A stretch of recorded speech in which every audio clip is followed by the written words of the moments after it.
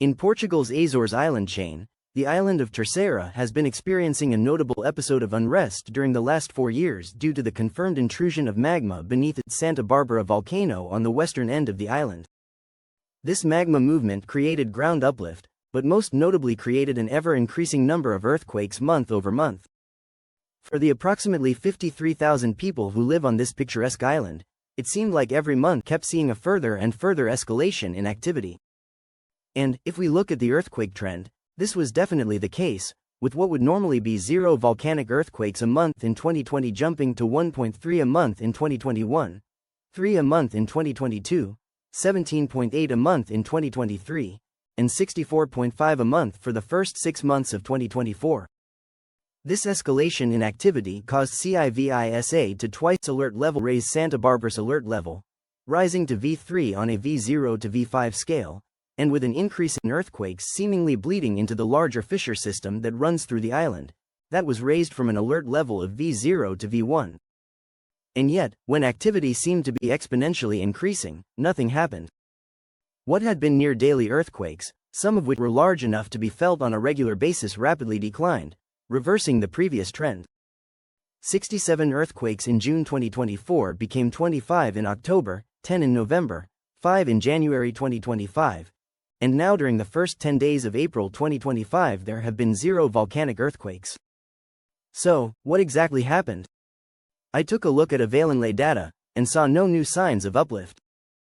Perhaps the magma intrusion that I interpreted to be ongoing at 6 to 8 kilometers depths ended, failed intrusion? With molten rock now solidifying. After all, this is what happens with the vast majority of magmatic intrusions worldwide. They fail to reach the surface and produce a volcanic eruption. Looking back at the historical record of volcanic unrest episodes on Terceira Island, this pattern also holds. From 1571 to 2020, only 3 out of 11 volcanic unrest episodes resulted in a brand new volcanic eruption. Specifically, in 1760 to 1761, 1867, and 1998 to 2000. And, of the 3 that did produce eruptions, 2 of those harmlessly occurred offshore underwater. So, can we truly call Terceira's intrusion dead or over quite yet? Maybe, but I still think it is too early to say for sure quite yet. While the current volcanic unrest curve really does suggest that it is, there are 2 possibilities that could suggest the exact opposite. 2 unlikely possibilities. Sometimes, a volcano produces a magmatic intrusion and notable unrest episode that is quite noteworthy, and then it fails. But then, a few months to years later, this intrusion is built off of, since it in fact represented precursor activity building to what later becomes a large eruption. Take for example the episode of unrest Indonesia's Ruang volcano produced in April 2022, only for it to produce a major Plinian eruption in April 2024. Or, Rabaul volcano from 1983 to 1985 in Papua New Guinea, which saw an intense earthquake swarm act as a precursor to a major Plinian eruption due to a large shallow magma supply during 1994 to 1995. However, these instances are quite rare. Sometimes, precursor activity can also occur before smaller eruptions, such as at Indonesia's Luitalik volcano.